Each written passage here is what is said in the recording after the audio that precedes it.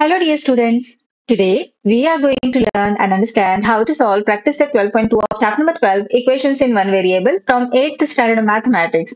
Textbook मध्ये page number 79 आणि 80 वर प्रॅक्टिस सेट 12.2 दिलेला आहे. यामध्ये टोटल 10 क्वेश्चन्स आहेत. खूप इंटरेस्टिंग असा हा प्रॅक्टिस सेट आहे. खूप मजा येणार आहे आपल्याला हे सगळे क्वेश्चन सॉल्व्ह करते वेळी. बऱ्याच मुलांना अशा प्रकारचे वर्ड प्रॉब्लेम्स पाहिले ना की खूप भीती वाटते. त्यांना वाटतं अरे बापरे, हे आपल्याला येणार नाही वाटतं, आपल्याला जमणार नाही. त्यामुळे क्वेश्चन रीडच करत नाहीत. थोडंसं सुरुवातीचं रीड करतात आणि घाबरून जातात. पण ट्रस्ट मी, हे अशा प्रकारचे क्वेश्चन्स सॉल्व्ह करायला खूप मजा येते. फक्त काही ट्रिक्स आहेत, त्या आपण पाहणारच आहोत की कशा प्रकारे आपल्याला हे क्वेश्चन्स फार इझिली सॉल्व्ह करता येणार आहेत. चला तर मग लगेचच फर्स्ट क्वेश्चन आपण सॉल्व्ह करायला घेऊयात. हे पहा, अशा प्रकारचे वर्ड प्रॉब्लेम्स सॉल्व्ह करते वेळी काय करायचंय, आधी सगळा क्वेश्चन व्यवस्थित रीड करून घ्यायचा आहे शांतपणे. चला रीड करून घेऊयात. Mother is 25 years older than her son. Find son's age if after 8 years ratio of son's age to mother's age will be 4.9. Read करून झाला, काही कळालं नाही, सगळं डोक्यावरून गेलं बरोबर. पण थांबा, आता काय करायचंय, पुन्हा एकदा हा क्वेश्चन रीड करायचंय. काय दिलंय ते समजून घ्यायचंय. काय दिलंय सुरुवातीला, mother is 25 years older than her son.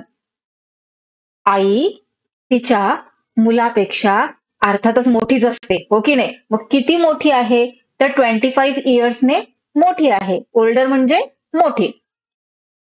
Find son's age, आपल्याला मुलाचं एज फाइंड आउट करायचंय. इफ कंडिशन दिली आहे त्यांनी, आफ्टर 8 years 8 वर्षांनंतर ratio of son's age to mother's age will be 4/9. 8 वर्षानंतर या दोघांच्या एजचा रेशिओ 4.9 असल्यानंतर आपल्याला त्या मुलाचं वय शोधायचं आहे, किती आहे. खूप इझी आहे. पहा कशा प्रकारे आपण या क्वेश्चनच्या फायनल आन्सर पर्यंत पोहोचतोय. खूप मजा येणार आहे. हे पहा काय दिलेलं आहे, mother is 25 years older than her son. काय दिलेलं आहे फर्स्ट स्टेटमेंट, की मदर तिच्या मुलापेक्षा 25 years ने मोठी आहे. मुलाचं वय दिलंय का कुठे क्वेश्चन मध्ये, नाही दिलेलं बरोबर. मग आजच्या घडीला ही जी आई आहे ती तिच्या मुलापेक्षा 25 years ने मोठी आहे, असं स्टेटमेंट आहे. मुलाचं वय कुठे दिलेलं नाहीये. मग आपण मुलाच्या वयाला एक्स घेऊयात. लेट्स राईट हिअर प्रेझेंट मध्ये, let the son's present age be x years. बरोबर. मग आईचं किती असणार आहे, मुलाचं एक्स आहे, मग आईचं किती असणार आहे वय, एक्स प्लस 25 बरोबर. सो इथे राईट करूयात, mother's present age will be x plus 25 years. पुढे काय दिलंय, find son's age if after 8 years ratio of son's age to mother's age will be 4/9. 8 वर्षांनंतर जो रेशो आहे मुलाच्या वयाचा आणि आईच्या वयाचा, तो 4/9 असा आहे. मग मुलाचं वय फाइंड आउट करायला सांगितलेलं आहे. 8 वर्षांनंतर आजच्या घडीला मुलाचं वय किती आहे, एक्स. 8 वर्षांनंतर किती असणार आहे, एक्स प्लस 8 बरोबर. आणि आईचं किती असणार आहे, आईचं वय असणार आहे, हे पहा आज किती आहे, एक्स प्लस 25 आणि 8 years नंतर किती असणार, सो एक्स प्लस 25 प्लस 8 करावं लागणार आपल्याला. आज एक्स प्लस 25 आहे, 8 years ने किती, सो यामध्ये 8 ऍड करावा लागणार. चला तर मग ऍड करूयात. काय येणार मग, एक्स प्लस 33, 25 प्लस 8 किती आले, 33. सो 8 years ने मदरचं एज एक्स प्लस 33 इतकं असणार आहे. पुढे त्यांनी काय कंडिशन दिलेली आहे, की या दोघांच्या वयाचा जो रेशिओ आहे 8 years नंतर, तो किती आहे, 4/9 इतका आहे.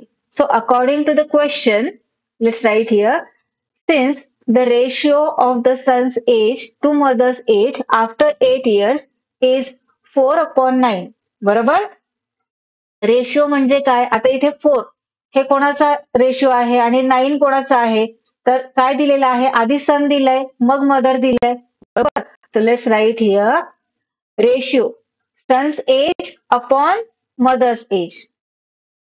सनचं एज अपॉन मदरचं एज इज इक्वल टू काय आहे? 4/9. Let's write here 4/9.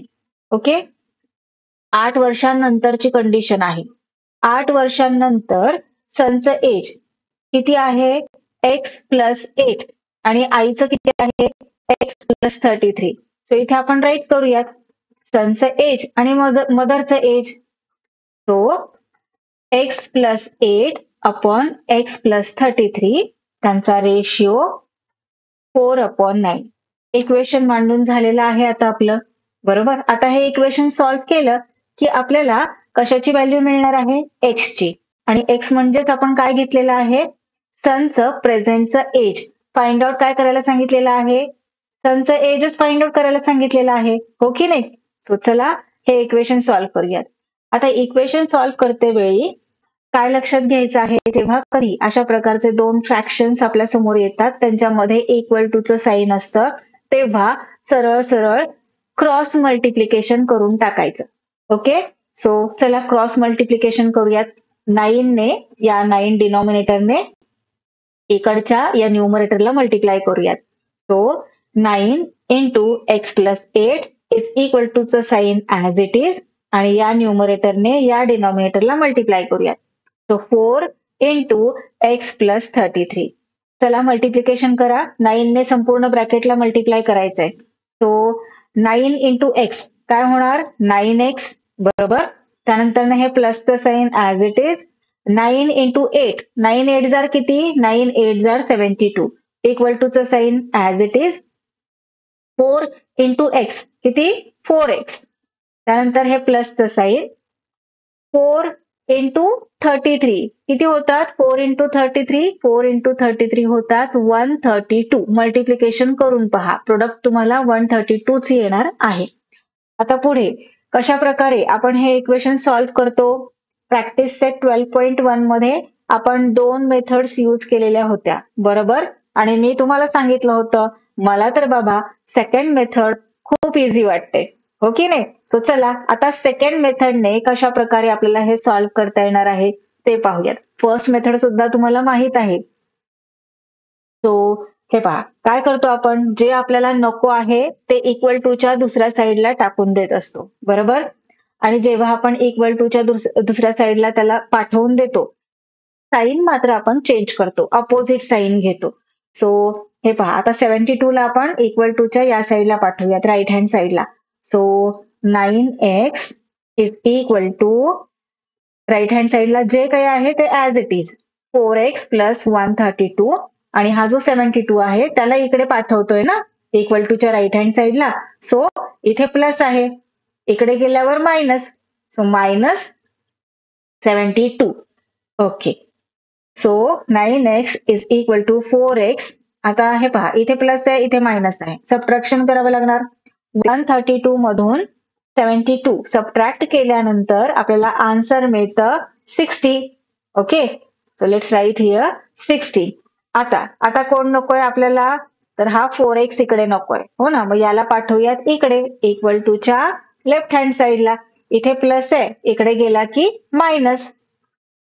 So 9x minus 4x is equal to right hand साईडचा जो 60 आहे तो ऍज इट इज राईट करायचा आहे. 9x मधून 4x सबट्रॅक्ट केल्यानंतर ना 5x रिमेनिंग राहतात. 5x is equal to 60. आता या x ची व्हॅल्यू आपल्याला हवी आहे. बरोबर. एकट्या x ला आपण इथे ठेवलं. या 5 ला इक्वल टू च्या राईट हँड साईडला आपल्याला पाठवायचंय. इथे मल्टिप्लिकेशन मध्ये आहे इकडे गेल्यावर येस व्हेरी गुड डिव्हिजन मध्ये चेंज होतो. हो ना. So x is equal to 60 divided by 5. 5 ने 60 ला डिवाइड करा. 5 1 जार 5 5 1 जार 5 6 मधून 5 सबट्रॅक्ट केल्यानंतर ना 1 रिमेनिंग राहतो. 1 0 10. 5 2 जार 10. x इज इक्वल टू काय आलेला आहे? 12. आणि x म्हणजेच काय आहे? x म्हणजेच आपण घेतलेला आहे son's present age. Okay, so मुलाचं आजचं वय किती असणार आहे? 12 year. So let's write here our final answer. Son's present age is 12 years. हे पहा मुलांनो, जागेअभावी आपण या क्वेश्चनचे आन्सर राईट करते वेळी अशा प्रकारे पार्टेशन्स करून आन्सर समजून घेतलेले आहे. पण तुमच्या नोटबुकमध्ये जेव्हा तुम्ही या क्वेश्चनचे आन्सर राईट कराल तेव्हा काहीस अशा प्रकारे तुम्ही राईट करू शकता. हे पहा, आता हा एवढा पोर्शन आपला झाला. यानंतर खाली जागा नाहीये माझ्याकडे, म्हणून मी अशी एक लाईन टाकलेली आहे आणि मग पुढे राईट केलंय. तुम्ही हा पोर्शन याच्या खाली राईट करायचंय आणि मग हे फायनल आन्सर राईट करायचं आहे. त्यामुळे तुमचं आन्सर जे तुम्ही राईट केलेलं आहे नोटबुकमध्ये ते प्रेझेंटेबल आणि छान दिसेल आणि तुमच्या टीचर सुद्धा ते आन्सर पाहून खुश होतील. चला, आता आपण नेक्स्ट क्वेश्चन पाहूयात. Question number 2. The denominator of a fraction is greater than its numerator by 12. जसं की मी तुम्हाला सांगितलं होतं की क्वेश्चन सगळ्यात आधी संपूर्ण रीड करून घ्यायचा आहे आणि नंतर न पुन्हा रीड करायचंय, समजून घ्यायचंय स्टेप बाय स्टेप काय दिलेलं आहे. If the numerator is decreased by 2 and the denominator is increased by 7, the new fraction is equivalent with 1/2 or half. Find the fraction. आता एकदा वाचल्यानंतर एक लक्षात आपल्याला येतं की या क्वेश्चन मध्ये आपल्याला डिनॉमिनेटर, न्यूमरेटर, त्याचबरोबर इन्क्रीज, डिक्रीज, इक्विव्हॅलंट, फ्रॅक्शन अशा प्रकारचे वर्ड्स आलेले आहेत. बरोबर, मग थोडासा आपल्याला अंदाज येतो की या क्वेश्चन मध्ये काय काय दिलेलं आहे. त्यानंतर हा क्वेश्चन आपण पुन्हा एकदा रीड करायचा आहे. पुन्हा एकदा सुरुवातीपासून फर्स्ट स्टेटमेंट पहा बरं काय दिलेलं आहे. The denominator of a fraction is greater than it's numerator bye 12. काय दिलेलं आहे फर्स्ट स्टेटमेंट मध्ये की एका फ्रॅक्शनचा जो डिनॉमिनेटर आहे तो त्याच्या न्यूमरेटर पेक्षा ग्रेटर म्हणजे मोठा आहे कितीने? 12 ने. बरोबर, न्यूमरेटर किती आहे ते पूर्ण क्वेश्चन मध्ये कुठेच दिलेलं नाहीये. ओके, सो मग आता इथे आपल्याला काय करावं लागेल? न्यूमरेटर आधी पाहावं लागेल. न्यूमरेटरचा विचार करावा लागणार. सो न्यूमरेटरला आपण घेऊयात एक्स. आता न्यूमरेटर पेक्षा डिनॉमिनेटर 12 ने मोठा आहे असं दिलंय या फर्स्ट स्टेटमेंट मध्ये. म्हटल्यावर हा जो डिनॉमिनेटर आहे तो किती असेल सांगा बरं मला. न्यूमरेटरला आपण एक्स घेतलं, मग डिनॉमिनेटर 12 ने मोठा आहे म्हटल्यावर एक्स प्लस 12. ओके, आता फर्स्ट स्टेटमेंट मधल्या गोष्टी क्लिअर झालेल्या आहेत. पुढे पाहूयात काय दिलंय. If the numerator is decreased bye 2. जर न्यूमरेटरला डिक्रीज म्हणजे कमी केलं कितीने? 2 ने. And the denominator is increased by 7 आणि डिनॉमिनेटरला इन्क्रीज म्हणजे वाढवलं कितीने? 7 ने. द न्यू फ्रॅक्शन इज, जे नवीन फ्रॅक्शन तयार होईल ते इक्विव्हॅलंट म्हणजे इक्वल असणार आहे कशाच्या? 1/2 च्या. Find the fraction. मग आपल्याला ते फ्रॅक्शन फाइंड आउट करायचं आहे. ओके, इथपर्यंत क्वेश्चन कळाला, पण अजून काही गोष्टी क्लिअर झालेल्या नाहीयेत. Okay, no problem. क्लिअर झालेले नाहीयेत, नो प्रॉब्लेम. आता क्वेश्चन कळालेला आहे आपल्याला, थोडा थोडा कळालाय. मग पुन्हा एकदा आपला पार्ट बाय पार्ट रीड करत जायचंय आणि सोल्युशन सुद्धा त्याबरोबर तयार करत जायचंय. मग चला इथे राईट करूया सोल्युशन. सगळ्यात आधी काय दिलेलं आहे फर्स्ट स्टेटमेंट मध्ये? तर न्यूमरेटर आपण एक्स घेतलेला आहे. तो डिनॉमिनेटर 12 ने मोठा आहे न्यूमरेटर पेक्षा म्हटल्यावर एक्स प्लस 12. इतकी गोष्ट आपल्याला कळलेली आहे. बरोबर, ती इथे आपण राईट करून घेऊयात की जे ओरिजिनल फ्रॅक्शन आहे म्हणजे हे जे सुरुवातीला आपल्याला दिलेलं फ्रॅक्शन त्याला आपण ओरिजिनल फ्रॅक्शन म्हणूया. ते कसं आहे? तर न्यूमरेटरला आपण एक्स म्हटलेलं आहे, मग डिनॉमिनेटर आपला झालेला आहे एक्स प्लस 12. बरोबर, आता जे नंतरचं स्टेटमेंट आहे त्या नंतरच्या स्टेटमेंटमध्ये त्यांनी काय म्हटलेलं आहे? जर न्यूमरेटरला डिक्रीज केलं कितीने? 2 ने. And the denominator is increase, डिनॉमिनेटरला वाढवलं कितीने? 7 ने. म्हणजे जे नवीन फ्रॅक्शन तयार होणार आहे त्याचा न्यूमरेटर किती असेल? ओरिजिनल फ्रॅक्शनचा न्यूमरेटर x, मग नवीन फ्रॅक्शनचा न्यूमरेटर 2 ने डिक्रीज केलेला आहे म्हणजे कमी केलेला आहे. मग किती असेल x मायनस 2 बरोबर. आणि डिनॉमिनेटर किती असेल मग नवीन फ्रॅक्शनचा ओरिजिनल फ्रॅक्शनचा x प्लस 12. ओके. आणि जे नवीन फ्रॅक्शन आहे त्याचा डिनॉमिनेटर इन्क्रीज केलेला आहे कितीने 7 ने. इन्क्रीज म्हणजे वाढवणे. ओरिजिनल किती x प्लस 12 इन्क्रीज 7 ने केलेला आहे. सो x प्लस 12 प्लस 7 म्हणजेच डिनॉमिनेटर किती असणार सॉल्व्ह करा. x प्लस 12 प्लस 7 12 प्लस 7 किती होतात 12 प्लस 7 होतात 19. So x plus 19. आलं लक्षात. नवीन जे फ्रॅक्शन असणार आहे त्याचा न्यूमरेटर x मायनस 2 आणि डिनॉमिनेटर x प्लस 19. पुढे काय दिलंय क्वेश्चन मध्ये the new fraction is equivalent. जे नवीन फ्रॅक्शन तयार होणार आहे ते इक्विव्हॅलंट आहे कशाबरोबर 1/2 बरोबर. Find the fraction. Okay. So according to the question काय दिलंय क्वेश्चन मध्ये न्यूमरेटर आणि डिनॉमिनेटर इक्विव्हॅलंट आहे 1/2 ला बरोबर. सो न्यूमरेटर काय आहे फ्रॅक्शन आपण कसं राईट करतो न्यूमरेटर अपॉन डिनॉमिनेटर असं राईट करतो की नाही फ्रॅक्शन. सो न्यूमरेटर काय आहे x मायनस 2 बरोबर आणि डिनॉमिनेटर काय आहे x प्लस 12 आणि हे इक्विव्हॅलंट आहे कशाशी तर 1/2 शी. So let's write here according to the given condition x minus 2 upon x plus 19 is equal to equivalent म्हणजे इक्वल. ओके. इक्वल कशा बरोबर आहे 1/2. ओके. आपलं इक्वेशन तयार झालेलं आहे. आता इथून पुढे तर मैदान आपल्याच हातात आहे. आपल्याला सगळं माहिती आहे काय करायचंय. ओके नाही. फ्रॅक्शन्स आहेत इक्वल टूच्या दोन्ही साईडला. काय करायचं क्रॉस मल्टिप्लिकेशन. चला क्रॉस मल्टिप्लिकेशन करूया. सो 2 ने हा जो डिनॉमिनेटर आहे त्याने इथल्या न्यूमरेटरला मल्टिप्लाय करायचं. So 2 into x minus 2 is equal to sign त्यानंतर 1 इंटू हा डिनॉमिनेटर 1 इंटू एक्स प्लस 19.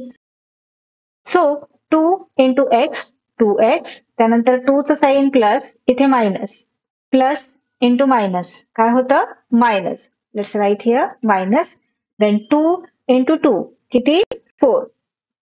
आता हे इक्वल टू चं sign as it is 1 into x 1x then plus 1 into 19 only.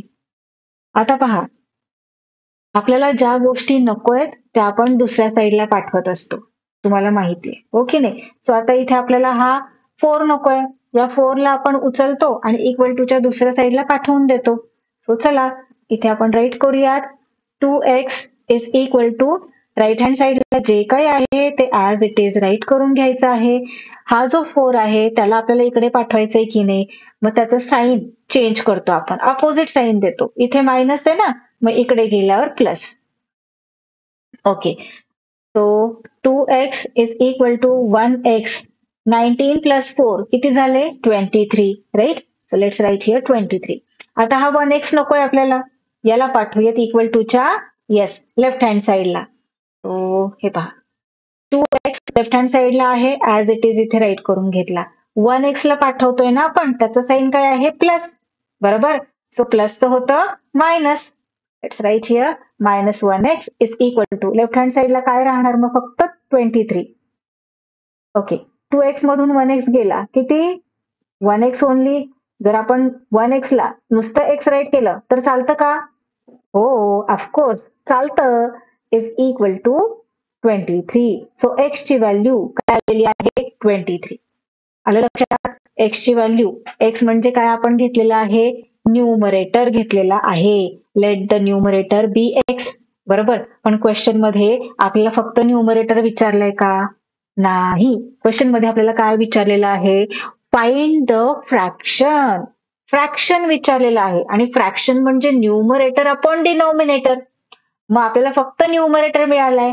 आता डिनॉमिनेटर फाइंड आउट करावं लागेल. डिनॉमिनेटर काय आहे x प्लस 12 ओके नाही. सो चला इथे आपण राईट करूयात न्यूमरेटर म्हणजेच x आणि त्याची व्हॅल्यू आहे 23.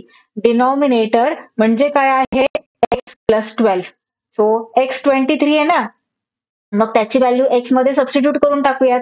सो 23 प्लस 12 किती झाले सांगा बरं. 23 plus 12, 3 plus 2 5 and 2 plus 1 3, 35. So fraction find out करायचंय. मग इथेच आपलं आन्सर संपलं का? नाही. न्यूमरेटर आपल्याला मिळालेला आहे, डिनॉमिनेटर आपल्याला मिळालंय.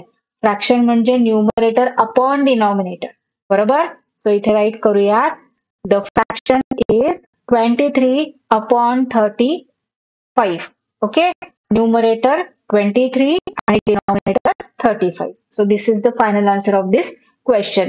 आता हे सोल्युशन या क्वेश्चनचे हे पहा, तुम्ही अशा प्रकारे राईट करायचे आहे.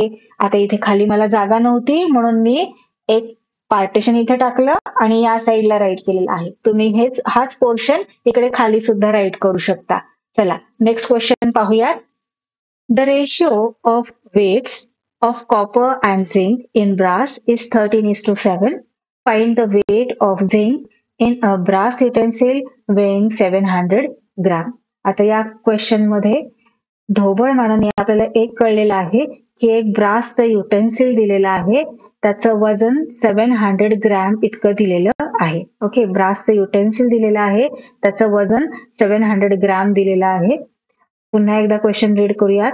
The ratio of weights of copper and zinc in brass is 13:7. हे जे ब्रासचे युटेन्सिल आहे ते कशाने बनलं जातं तर कॉपर आणि झिंकने. कॉपर आणि झिंक हे एलिमेंट्स आहेत, तुम्ही अभ्यासलेलं आहे सायन्स मध्ये, हो की नाही.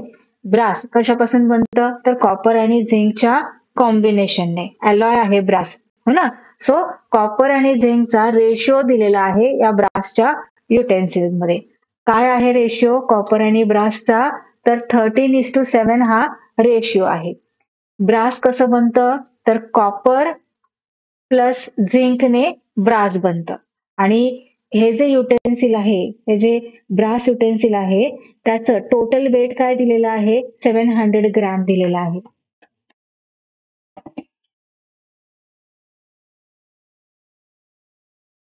The ratio of weights of copper and zinc in brass is 13:7. Find the weight of zinc in a brass utensil weighing 700 gram.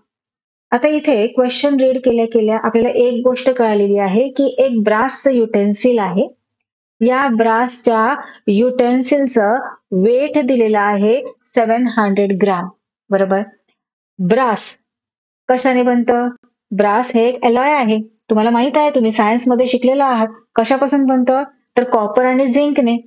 Copper आणि झिंक एलिमेंट्स आहेत, या दोन एलिमेंट्सने ब्रास बनलं जातं, हो की नाही. मग हे जे ब्रासचे युटेन्सिल आहे ह्याच्यामध्ये काय काय आहे तर कॉपर आणि झिंक आहे. ओके. कॉपर आणि झिंकने बनलेलं आहे. टोटल वेट काय आहे या ब्रास युटेन्सिलचं 700 ग्राम आहे. बरोबर. आणि कॉपर आणि झिंक या दोन्हीने हे ब्रास बनलेलं आहे आणि याचं वेट आहे 700 ग्राम.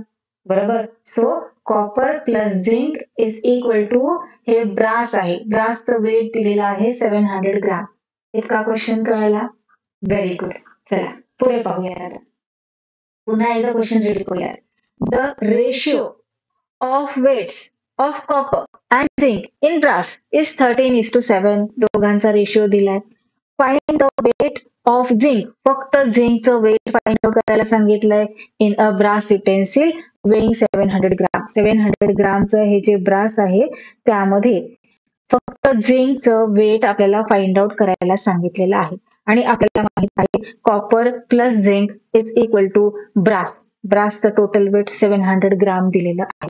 आता इथे प्रश्न हा पडतो की आपल्याला नाही कॉपर माहिती किती ग्रामचं आहे, नाही झिंक माहिती किती ग्रामचं आहे या 700 ग्राम मध्ये. बरोबर. सो या क्वेश्चनचे आन्सर फाइंड आउट करणार कसे? हे पहा, इथे रेशिओ दिलाय की नाही 13:7. बरोबर. म्हणजे कॉपर 13. आधी काय म्हटलंय कॉपर, मग ते किती 13, झिंक 7. बरोबर. मग जेव्हा कधी रेशिओ दिला जातो ना तेव्हा हे पहा कशा प्रकारे सॉल्व्ह केलं जातं. तुम्ही रेशो अँड प्रपोर्शन या चॅप्टर मध्ये क्लास 7 मध्ये असताना अशा प्रकारचे क्वेश्चन सॉल्व्ह केलेले आहेत. जेव्हा कधी अशा प्रकारे रेशिओ आपल्याला दिलेला असतो तेव्हा सगळ्यात आधी अशा प्रकारे आपल्याला राईट करायचं असतं statement. Let the weight of copper be 13x and weight of zinc be 7x. Ratio दिलाय ना बरोबर दोघांचा, म्हणून आपण कॉपरचं वेट 13x घेतलं आणि झिंकचं वेट 7x घेतलं. ओके. आता आपल्याला माहिती आहे की कॉपर प्लस झिंक केलं की आपल्याला ब्रास मिळतंय. ब्रासचं वेट 700 ग्रॅम आहे. बरोबर. इथे कॉपरचं वेट 13x आपण घेतलेलं आहे. झिंकचं वेट 7x घेतले. आता 13x आणि 7x का घेतलं? कारण रेशिओ दिलेला आहे आणि आत्ताच मी तुम्हाला सांगितलं जेव्हा कधी रेशिओ दिला जातो तेव्हा अशा प्रकारे आपल्याला राईट करून घ्यायचं आहे. आलं लक्षात? आता हे का राईट करायचं हेही मी तुम्हाला सांगितलं असतं. पण त्या गोष्टी जर मी तुम्हाला सांगत बसले आणि मग शेवटी आपण इथपर्यंत आलो तर तुम्हाला हे खूप डिफिकल्ट वाटेल. त्यामुळे त्या गोष्टी आपण नंतरच्या कधीतरी व्हिडिओमध्ये समजून घेऊयात. आता फक्त एवढीच गोष्ट लक्षात घ्या, जेव्हा कधी तुम्हाला रेशिओ दिला जातो तेव्हा अशाच प्रकारे राईट करायचं आहे की 13x 7x.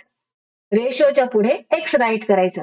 इथे 13 आहे x, इथे 7 आहे 7x. याच्याऐवजी दुसरा रेशिओ दिला असेल तेव्हा जे नंबर्स असतील त्याच्या पुढे x लावायचा. आलं लक्षात? सो हे पहा आता दोघांचंही जे वेट आहे ते 700 ग्रॅम आहे हे आपल्याला माहित आहे. ब्रास कशाने म्हणतं? कॉपर आणि झिंकने. सो इथे आपण अशा प्रकारे राईट करू शकतो की जर कॉपरला आणि झिंकला ऍड केलं तर आपल्याला 700 ग्रॅम ब्रास मिळतं. ओके. सो इथे राईट करूयात. नाव weight of brass vessel is equal to 700 gram. आपल्याला माहिती आहे क्वेश्चन मध्ये दिलेला आहे. सो copper plus zinc is equal to 700 gram. Copper काय आहे? 13x आहे. झिंक काय आहे? 7x आहे. Is equal to 700 gram. 13x plus 7x किती झाले? 20x is equal to 700 gram. x ची व्हॅल्यू आपल्याला फाइंड आउट करायची आहे. x ची व्हॅल्यू मिळाली की आपल्याला आपोआप कॉपरचं पण वेट फाइंड आउट करता येईल आणि झिंकचं पण करता येईल. पण आपल्याला क्वेश्चन मध्ये फक्त झिंकचं सांगितलंय त्यामुळे आपण फक्त झिंकचंच करूया. हे पहा आता x ची व्हॅल्यू फाइंड आउट करायची आहे. x ला एकट्याला इकडे ठेवूयात इक्वल टू च्या लेफ्ट हँड साईडला. या 20 ला पाठवून देऊयात इक्वल टू च्या राईट हँड साईडला. राईट हँड साईडला आहे 700. इथे 20 आणि x दोघांचं मल्टिप्लिकेशनचं रिलेशन आहे म्हणून जेव्हा साईड चेंज करणार 20 तेव्हा तो कशामध्ये जाऊन बसणार? मल्टिप्लिकेशन मध्ये असल्यामुळे डिव्हिजन मध्ये जाऊन बसणार. त्याचं साइन डिव्हिजन होणार. चला डिव्हिजन परफॉर्म करूयात. 0 0 कट होऊन जाणार. 2 1 जार 2 2 3 जार 6. 7 मधून 6 सबट्रॅक्ट केल्यानंतर 1 रिमेनिंग राहतं. 1 0 10 झाले इथे. सो 2 5 जार 10. x इज इक्वल टू 35 आलेला आहे इथे आपला आन्सर. आता क्वेश्चन मध्ये आपल्याला झिंकचं वेट फाइंड आउट करायला सांगितलंय आणि आपण झिंकचं वेट काय घेतलेलं आहे? 7x घेतलेलं आहे. बरोबर. So let's write here weight of zinc is equal to 7x. आता x इथे आहे की नाही? मग x च्या जागी x ची व्हॅल्यू सबस्टिट्यूट करूयात कारण x ची व्हॅल्यू आपण फाइंड आउट केलेली आहे 35 gram. So 7 into 35 gram. Multiplication करा. 7 5 जार किती? 35. सो 5 येणार इथे आणि 3 जाणार कॅरी ओव्हर. 7 3 जार 21 आणि कॅरी ओव्हरचा 3 किती झाले? 24. सो 245 झालेला आहे झिंकचं वेट. आलं लक्षात? क्वेश्चन मध्ये आपल्याला झिंकचं वेट विचारलं होतं. आपण इथे झिंकचं वेट फाइंड आउट केलेलं आहे 245 ग्रॅम. जर कॉपरचं सुद्धा विचारलं असतं तर आपण काय केलं असतं? कॉपर आपण 13x घेतलेलं आहे की नाही?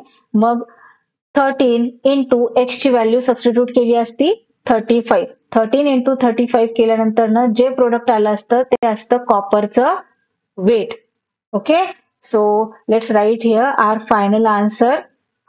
The weight of zinc in brass utensil is 245 gram.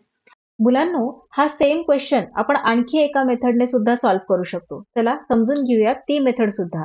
आणि ती मेथड समजून घेतल्यानंतर तुम्ही मला कमेंट करून सांगायला विसरायचं नाहीये की तुम्हाला कोणती मेथड इझी वाटते. ही फर्स्ट वाली की जी आता आपण समजून घेणार आहोत, ही सेकंड वाली. हे पहा, क्वेश्चन तर तुम्हाला कळालेलं आहे की ब्रास युटेन्सिलचं वेट आहे 700 ग्राम. ब्रास हे एक एलॉय आहे, 2 एलिमेंट्स पासून बनलं जातं, कॉपर आणि झिंक. ब्रास युटेन्सिल मध्ये कॉपर आणि झिंकच्या वेटचा रेशो दिलेला आहे 13:7 आणि फाइंड आउट करायला सांगितलेले आहे झिंकचे वेट. झिंकचे वेट आपल्याला या युटेन्सिल मधलं फाइंड आउट करायला सांगितलेलं आहे, म्हणून झिंकचं वेट आपण x घेऊयात.